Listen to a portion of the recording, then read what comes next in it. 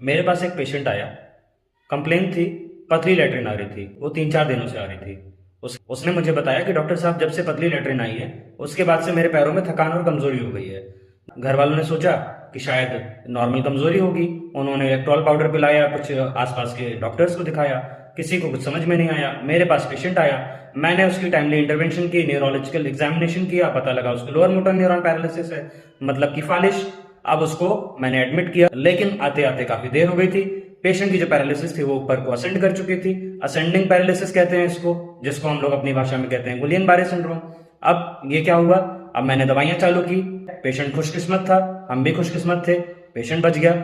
लेकिन कई बार serious cases में ये जो पैरालिसिस है ऊपर को चढ़ती है, ऊपर को चढ़ने के बाद रेस्पिरेटरी सिस्टम को इन्वॉल्व करती है, जिसकी वजह से आपका रेस्पिरेटरी सिस्टम धड़ाम से डाउन हो जाता है और पेशेंट की मृत्यु हो जाती है। कमजोरी थकान एक बहुत छोटा सा भी लक्षण हो सकता है, कमजोरी थकान एक बहुत बड़ा लक्षण भी हो सकता है। इसलिए टाइम रहते हुए अपने किसी आसपास के पढ़े लिखे डॉक्टर के पास जाएं और जरूर एक बार उनको दिखवा लें।